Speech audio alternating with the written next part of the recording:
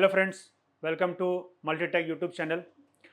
आज मैं आपके लिए एक स्पेशल वीडियो लेकर आया हूँ। ऐसा वीडियो जो आज के टाइम पे सबसे ज़्यादा प्रॉब्लम्स आते हैं मोबाइल के फील्ड में। जैसे आपके पास कोई भी फ़ोन आता है, आप उसको चार्जिंग में लगाते हो और चार्जिंग में वो एरर देता है।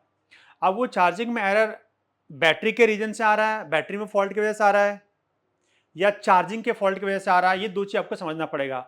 और अभी के फ़ोन में चार्जिंग से या बैटरी के ब्लास्टिंग या किसी नुकसान से बचने के लिए हर मोबाइल कंपनी थर्मल यूज़ करती है, ठीक है? तो थर्मल के कई सारे सेक्शंस होते हैं, बैटरी के लिए अलग होता है और चार्जिंग के लिए अलग होता है। तो आपको समझना पड़ेगा कि जो आपके पास एरर आ रहा है, वो बैटरी के लिए एरर आ रहा है या वो आपके चार्जर के लिए एरर आ रहा है, ठीक है? तो उसी से रिलेटेड हमारा टॉपिक है और वही हमारा फॉल्ट है। तो हमारे पास एक मोबाइल है मोबाइल नहीं, टैब है, सैमसंग का हमारा ये टैब है, ठीक है? सैमसंग टैब 7 लाइट इसका मॉडल नंबर है और इसमें एरर वही आता है, थर्मल से रिलेटेड एरर। तो एरर में पहले आपको दिखा दूं कि एक्चुअल में इसमें एरर क्या आता है, ठीक है? ताकि आपके पास अगर ऐसा केस है, चाहे वो फोन हो या टैब हो या कुछ भी हो, उसका मतलब नहीं है। सबका जो प्रोसेस होता है, जो रूल होता है, जो आपका प्रोटोकॉल होता है, वो क्या होता है, सेम होता है। तो मैं पहले आपको फॉल्ट दिखा दूं कि एक्चुअली इस फोन के अंदर फॉल्ट है क्या या इस टैब के अंदर क्या फॉल्ट है। तो ये हमारा टैब हमारा ऑन है, आपको यहां देख रहे होंगे, ठीक है? अब जब मैं इस टैब को चार्ज पे लगाऊंगा, अब मैं इस टैब को चार्ज पे लगाता हूं, तो मैं आपको इसका एम्पियर भी बताता हूं कि एम्पियर किस तरह से लेता है ये, ठीक है? अब मैं चार्जर लगा रहा हूं, ये मैंने चार्जर यहां पे मैं लगा देता हूं इसको। ये मैंने यहां पे चार्जर लगा दिया। जब मैंने यहाँ पे चार्जर लगाया तो आप देखोगे यहाँ पे हमारा बैटरी ब्लिंक कर रहा है। आप अगर यहाँ पे कॉर्नर पे देखोगे तो बैटरी हमारा ब्लिंक कर रहा है और हमारे एम्पियर में ये हमारा इसका ये पोर्ट नंबर है, इसका एक नंबर, ये यहाँ पे एम्पियर आप देख पा रहे हो अगर, तो वहां पे 0.6 0.5 इस तरह से हमारा एम्पियर में ब्लिंक कर रहा है और यहाँ पे जो बैटरी की लोग है वो हमारी ब्लिंक हो रही है। अब मैं इसको अगर स्लाइड डाउन करता हूँ, स्क्रॉल डाउन ऊपर से नीचे, तो यहाँ पे लिखा हुआ आ रहा है charging stopped, your tablet temperature is too low, charging will continue when the temperature return to the normal. ये इसकी एरर है। तो मैं ये एरर को मैं पहले आपको समझाना चाहता हूं कि ये एरर किस रीजन से है। जब तक आप ये समझोगे नहीं तब तक आप इस एरर को रिपेयर नहीं कर सकते हो। तो इस एरर को समझने के लिए मैं थोड़ा सा पहले आपको कि थर्मल सर्किट कैसे काम करता है ये बताता हूं और फिर इसमें कौन सी पावर आईसी लगी हुई है और उसके पावर आईसी में किस सेक्शन से हमारा कंट्रोल हो रहा है, ताकि आप इसको क्लियर समझ सको और आपके पास अगर ऐसा फॉल्ट है तो आप उसको रिपेयर कर सको, ठीक है? तो मैंने बोला सैमसंग का ये मॉडल हमारा है 7 लाइट, ठीक है? तो मैं सबसे पहले आपको थोड़ा सा सर जो एक्चुअली बेसिकली थर्मल किस तरीके से काम करता है मैं थोड़ा आपको बता दूं, पहले एक्सप्लेन कर दूं। यहां पे हमने आपको कि थर्मल सर्किट किस तरीके से काम करता है मैं थोड़ा एक्सप्लेन कर दूं। तो ये हमारी एक, मान लो हमारी ये पीएम हमारी है, ठीक है? पीएम है और पीएम के एक पॉइंट से हमारा ये एक नाम है आपका यूज होगा बैट ऑन, ठीक है? जो आपको मीडियाटेक में मिली देखने को मिलेगा कि थर्मल के नाम के आगे आपको कैसे कोई ना कोई नाम होना चाहिए। तो थर्मल में हमारा जो मीडियाटेक में जो नाम होता है हमारा बैटो नाम होता है, या आपका सैमसंग एक्जाइनोस हो या कई जगह पे आपको टीएच लिखा रहेगा, थर्मल लिखा रहेगा। तो किस तरीके से काम करिए, यहां से जो वोल्टेज आएगा आप यहां पे देखो हमारा एक R1 है और ये किया हमारा एनटीसी जो है वो हमारा R2 है। तो एक वोल्टेज डिवाइडर सर्किट में यहां पे हमारा एक वोल्टेज मान लो आपका 2.8 है वोल्टेज या 1.8 वोल्टेज, कोई भी एक वोल्टेज यहां पे से हमारा इनपुट होगा और यहां पे जो आउटपुट जो हमारा सेंस करेगा सीपीयू के लिए, यहां पे हमारे 0.66 से लेकर 0.9 के आसपास का वोल्ट होना चाहिए। ये एक टेथर्ड वोल्टेज सॉफ्टवेयर में सेट किया जाता है कि उस मॉडल के लिए कितना वोल्टेज वहां पे आना चाहिए ताकि सीपीयू को प्रॉपर सिग्नल जाए और वो आपको किसी तरह का कोई एरर ना दे, ठीक है? तो यहां पे अगर आपका एक पर्टिकुलर वैल्यू होगा, मान लो ये आपका 100 किलो ओम का है और ये भी आपका 100 किलो ओम का है, ठीक है, रजिस्टर है। तो यहां पे हम वोल्टेज डिवाइडर सर्किट से काम करके एक यहां पे एक जेन्युइन से एक वोल्टेज आपको मिलेगी और जब ये वोल्टेज से अगर आपका वोल्टेज ज्यादा होगा, मान लो यहां पे आपकी वोल्टेज मिली 1.2, ठीक है, या यहां पे आपको वोल्टेज मिली 0.4, अलग अलग, अगर इससे कम वोल्टेज मिली तो आपके मोबाइल के स्क्रीन पे जो मैसेज आएगा वो आएगा आपका टेम्परेचर टू हाई,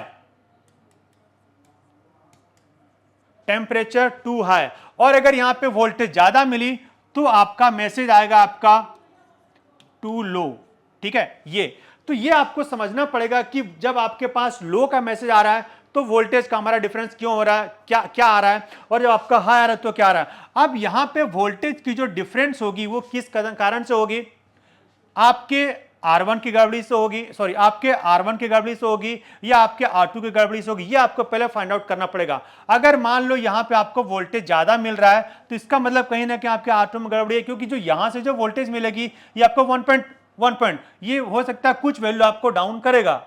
अगर वहां 100 किलो ओम का लगा कुछ वैल्यू डाउन करेगा कुछ वोल्टेज, लेकिन एटलीस्ट अगर ये प्रॉपर काम नहीं करे, यहां पे आपको एग्जैक्ट 1.8 मिले या कुछ मिले तो वोल्टेज आपको ज्यादा मिलेगा, तो आपको वहां पे मैसेज देगा योर टेम्परेचर इज टू लो।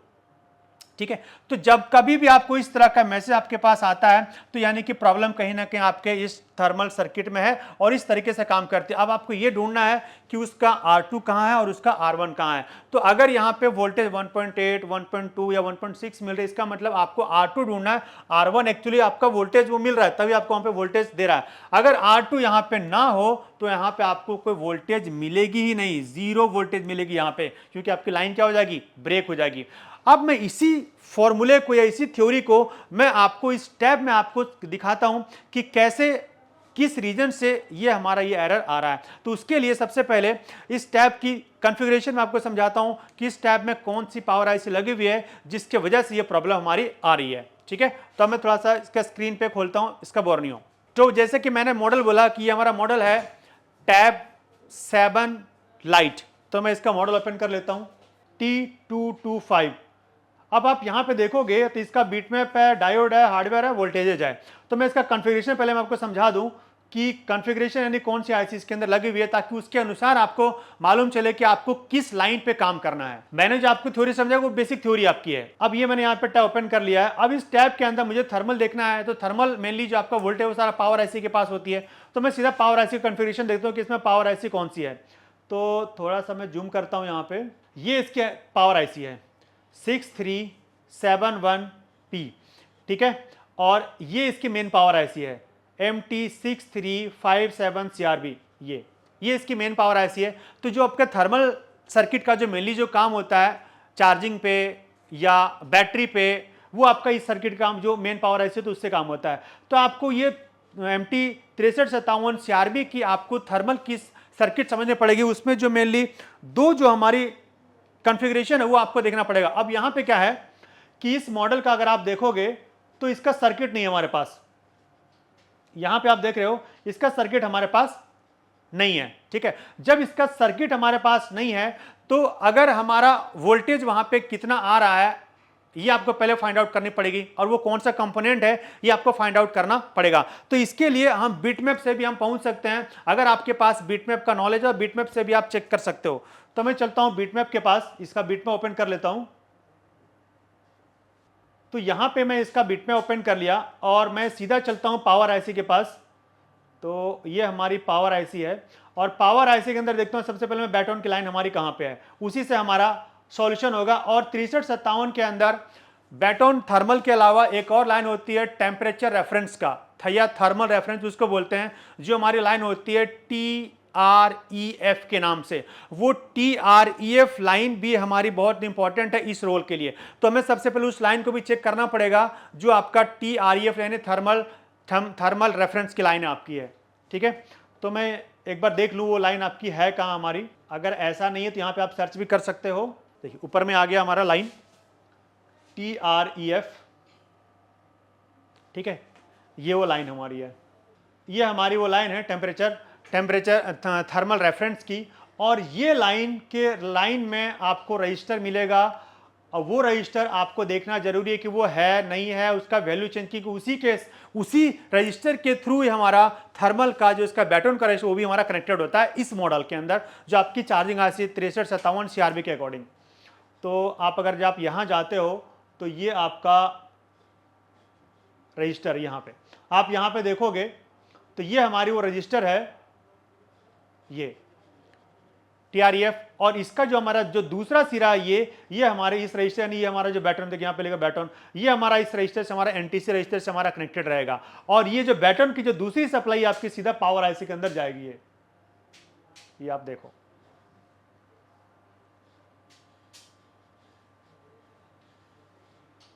अगर आप ये देखोगे तो ये आपकी सीधी पावर आईसी में आ रही है। यानी कि अगर आपका थर्मल जो रेफरेंस का जो लाइन है, यानी कि टीआरएफ के जो लाइन है, अगर उसमें भी गड़बड़ी होगी, यानी उसके रजिस्टर की वैल्यू में भी अगर डिफरेंसेस आएंगे, तो भी आपका बैटन जो थर्मल वो आपको दिक्कत करेगा और आपका इस तरह का एरर आएगा। तो अब मैं इस कंपोनेंट को चेक करता हूं और वहां पे वोल्टेज चेक करता हूं कि क्या वो वोल्टेज वहां पे ड्रॉप हो रहा है या नहीं हो रहा है, ये क्या हो रहा है, फिर मैं आपको आगे दिखाता हूं ताकि आप समझ सको। तो अब मैं आता हूं मदरबोर्ड के ऊपर, हमें ये चेक करनी, जस्ट हमारा बैटरी कनेक्टर के ऊपर में ही है, तो मैं आपको कैमरे में दिखाऊं और सारा चीज में चेक करके दिखाऊं कि क्या वो कंडीशन हमारा दे रहा है। तो अब मैं आपको सबसे पहले इसका जीआर चेक करके बताता हूं कि क्या लाइन की कनेक्टिविटी है या लाइन ही हमारी ब्रेक है। तो ये हमारी ये रजिस्टर जो हमारी है, ये हमारी टीआरएफ की पीएमयू का रजिस्टर है। तो मैं इस पर देखता हूं क्या जीआर आ रहा है। तो इस पर आप जीआर देखोगे तो 593 का हमारा जीआर है, यानी कि पावर आईसी से जीआर, हमारा जीआर ओके है, इसमें कोई गड़बड़ी नहीं है। और इसका जब दूसरे साइड चेक करते हैं तो ये लगभग हमारा 1300 के आसपास जीआर है, यानी कि रजिस्टर की वैल्यू के हिसाब से हमारा जीआर है। अब और ये जो हमारा रजिस्टर थी, ये हमारी आपकी बैटन की यानी थर्मल की जो एनटीसी रजिस्टर थी वो हमारी थी। तो इस पर हम चेक करते हैं तो ये हमारी पावर आईसी की तरफ थी, तो 596 सेम आ रहा है आपका जीआर। और ये हमारी दूसरे साइड की है यानी 1300 के आसपास। तो हमारे रजिस्टर के वैल्यू के हिसाब से, ये 1K का हो या 10K का, उसके हिसाब से वैल्यू हमारी आ रही है। और ये हमारी एक एनसी लगी है और ये लाइन हमारी यहाँ पे गई हुई है इस टीपी पे। तो टीपी पे देखो आपका जीआर सेम है। तो जीआर से हमें ये मालूम चल रहा है कि कनेक्टिविटी तो है, कनेक्टिविटी तो है, लेकिन कनेक्टिविटी के साथ मुझे वोल्टेज पर डिपेंड, वोल्टेज के मेन यहाँ पे बात है।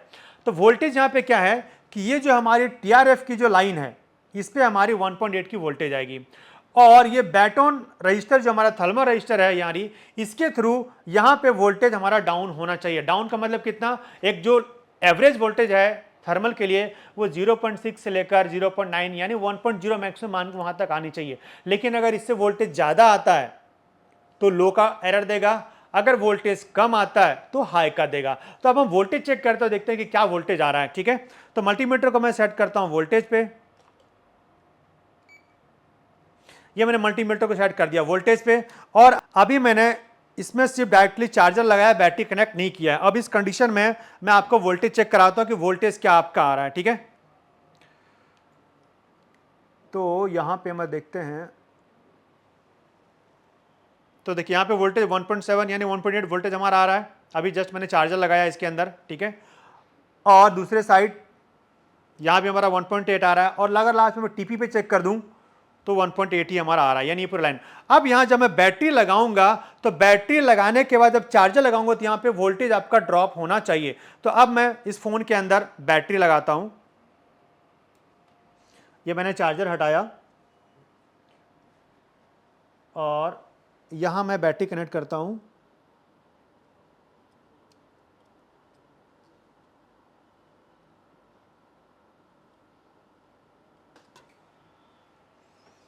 ये मैंने बैटरी कनेक्ट किया, और बैटरी कनेक्ट करने के बाद अब मैं यहां पे चार्ज लगाता हूं।